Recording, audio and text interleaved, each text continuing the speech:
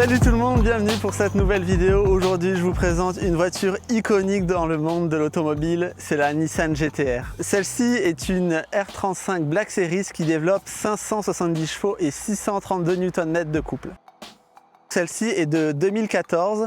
À l'époque, c'était vraiment une tueuse de 911 turbo. Elle l'est encore aujourd'hui. C'est une voiture qui fait le 0 à 100 en 3 secondes à peu près, donc ce qui est vraiment remarquable. Sous le capot, on a un 6 cylindres en V biturbo. Au niveau de la puissance, on est sur 560 chevaux. Niveau vitesse max, on est à 315 km/h. On est sur une boîte à double embrayage 6 rapports.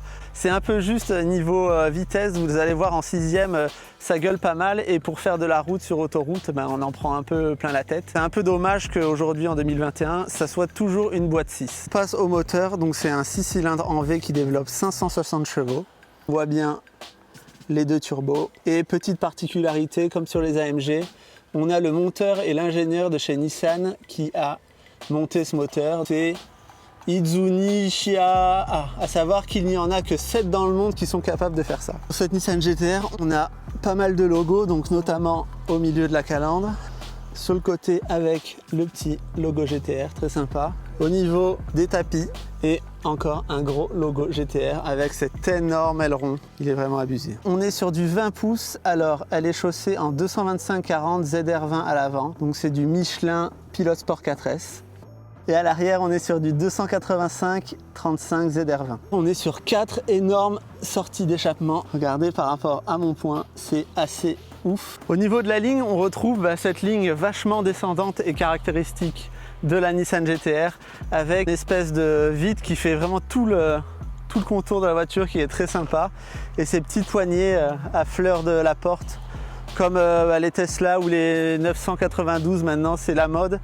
Et Nissan en 2007 avait déjà opté pour ce type de poignée. On passe à l'intérieur. Alors concrètement, l'intérieur des Nissan GT-R, c'est vraiment pas le point fort. De toute façon, on n'achète pas une Nissan pour l'intérieur, donc on s'en fout un peu. On retrouve le petit tapis avec le logo GT-R, le son Bose d'origine, avec un énorme caisson à l'arrière entre les deux sièges.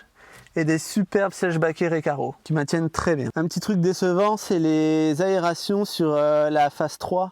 On prend un Nissan Juke, on a exactement les mêmes aérations. Bon, ça a été corrigé avec les générations suivantes. Pour les places arrière, c'est une 2+2. Mais bon, autant vous dire que pour mettre les pieds, ça va être un peu chaud. Va falloir se mettre en tailleur. Au niveau du coffre, on est sur un volume de 320 litres. Avec plein de bordel dedans. La clé, alors c'est une clé standard. Ils ne sont pas foulés.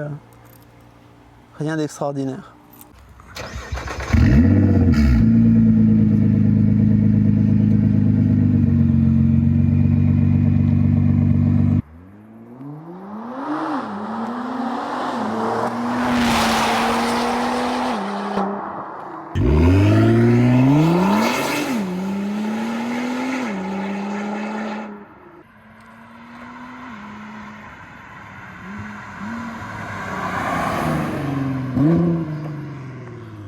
Bon allez, on passe à l'essai routier, c'est ce qui nous intéresse le plus. Allez, c'est parti.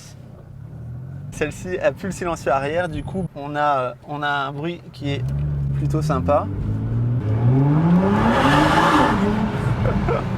Allez, c'est parti, à petite accélération. Après c'est une voiture hyper polyvalente parce que on peut très bien attaquer énormément comme l'utiliser tous les jours. Le seul petit bémol, c'est la conso.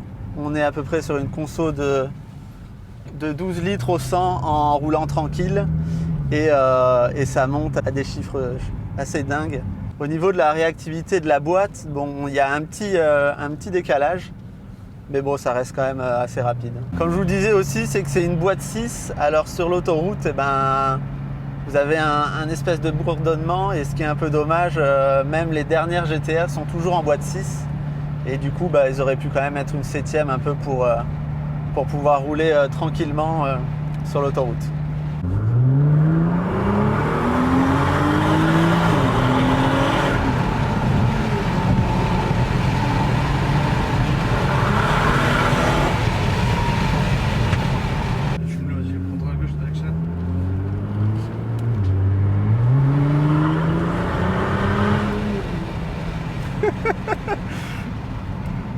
T'as tout le temps envie de jouer avec une voiture comme ça, c'est affolant quoi.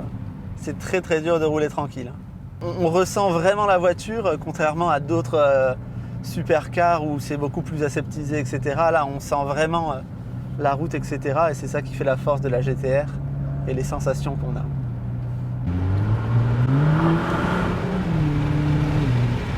On va essayer de ne pas faire peur la conduite accompagnée.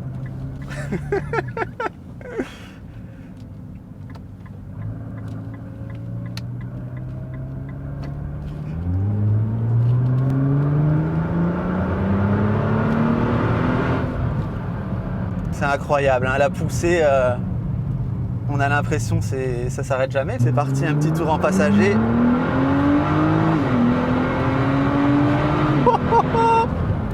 C'est abusé. On a la conso instantanée, mais la jauge est pas assez haute parce que les 30 litres, on les atteint assez facilement. On retrouve la température d'huile moteur, pression d'huile moteur, température de la transmission, etc. C'est assez rare pour une voiture de série. On a même le chrono pour le Nürburgring, plutôt pratique.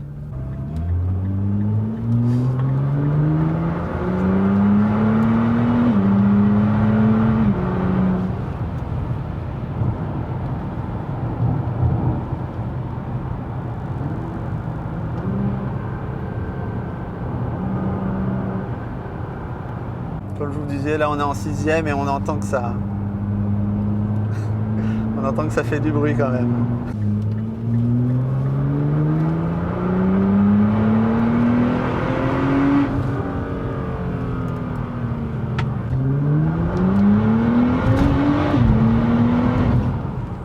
Pour conclure cette vidéo, c'est une voiture vraiment intemporelle. Depuis 2007, elle a la même ligne et franchement, elle vieillit pas. J'ai l'impression que c'est toujours une voiture récente. Elle a vraiment un look agressif et c'est tout ce qu'on demande à une Nissan GT-R. Un petit défaut, c'est l'intérieur, mais bon, comme je vous disais, on n'achète pas une Nissan GT-R pour l'intérieur, on s'en fout. Ce qu'on veut, c'est les performances et entendre le bruit du moteur. Avec une voiture comme ça, c'est compliqué de rouler tranquille, hein. On a toujours envie de mettre le pied dedans. Évidemment, c'est une voiture de passionné et je pense que c'est une voiture qui va avoir de la cote plus tard parce qu'on n'en fera plus. Vu qu'on est à l'ère de l'hybride et de l'électrique, ça va être compliqué d'avoir des voitures comme ça. C'est une voiture qui donne énormément de sensations par son agrément de conduite, par sa sonorité. C'est quand même assez dingue. Niveau rapport qualité-prix, franchement, il n'y a pas mieux encore en 2022. Quand on a une Nissan GT-R, c'est qu'on veut des sensations et franchement, il y en a. Et au niveau du prix, on en trouve à peu près à 65 000 € avec 30-40 000 bornes. Celle-ci est de 2014.